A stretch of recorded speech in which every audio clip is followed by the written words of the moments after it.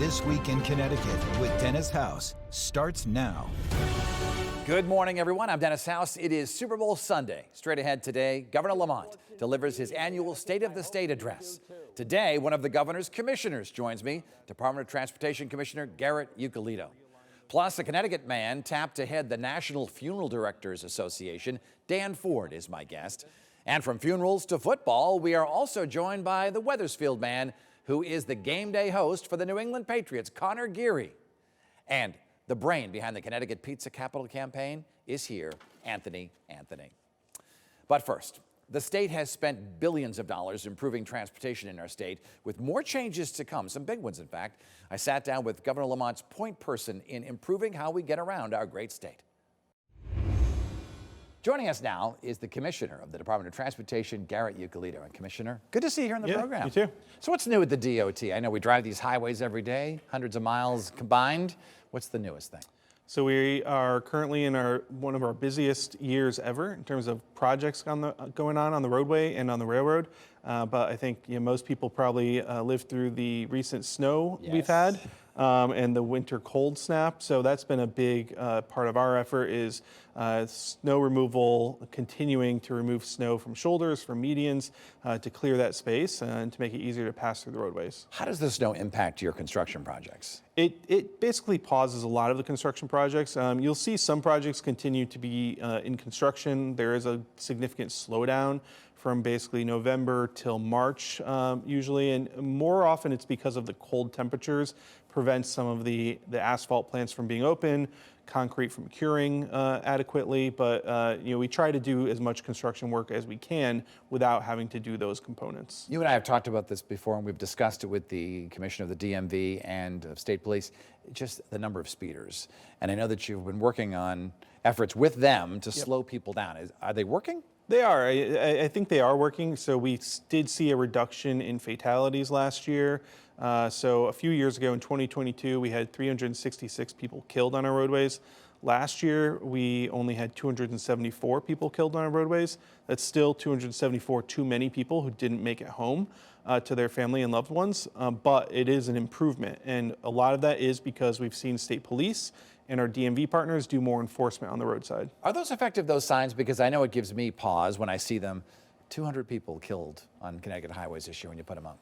So we just started doing that a couple years ago, and I think it is having a slight impact. Makes you think. It makes people think. And we've had parents come tell us, hey, my kid asked me about that. And one parent actually said, my daughter noticed that the number was below 3. It didn't start with a 3 this year. At the end, yeah. And work zone safety. You've lost workers over the years. Yep.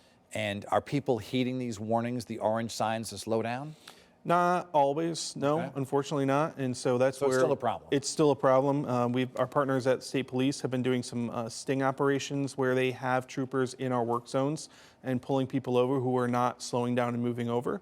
We also are standing up later this year the work zone speed camera program that we piloted a couple years ago. We're going to have a permanent program up and running this spring. I want to talk about when we had Congressman John Larson on here not too long ago. He talks about one of the biggest choke points is I-84, I-91, and he's been advocating to get I-84 redone as it curves through Hartford, which I guess in today's day and age you wouldn't build it that way, right? If it was a modern world, but you're stuck with it, now you got to fix it. What's the solution? So we released our final plan, and so what we are doing is we're taking it in tranches. The first piece is going to be to take Route 2 and extend it north through East Hartford and connect over the Connecticut River and connect with 91 up in the Meadows area of Hartford and North Hartford.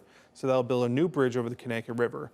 And that will essentially become part of 84 for where 84 and 91 will meet. And so after that's built, then we can take 84 through Hartford and move it up north into where currently the railroad goes. Okay. So we'll be able to basically combine the railroad and the highway in one location and lower it a little bit so we can cap over it and reconnect downtown Hartford with North End. There are a lot of buildings in the way.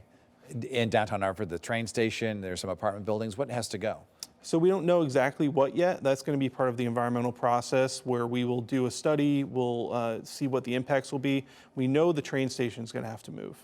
That's for sure. And so we know we're going to have to realign the railroad, so that will necessitate building a new train station. but it's not going to involve us tearing down the existing station. It'll just be repurposed. Okay, because it's an historic building, Yeah. Obviously. Yep. If you look back at, obviously nowadays we can say that there were a lot of mistakes made in the 1950s when the highway system was put in. There are highways that really cut up New Haven and, beautiful shoreline. They took it over. Yep. And the same in Hartford, right through downtown. How would that be done today?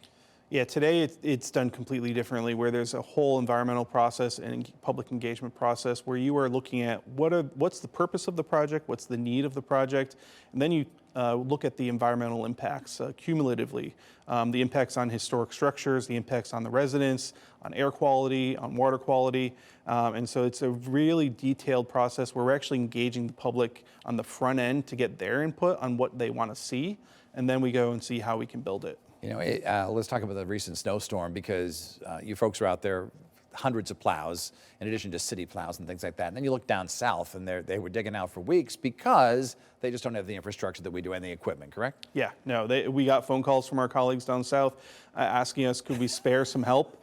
No, we couldn't.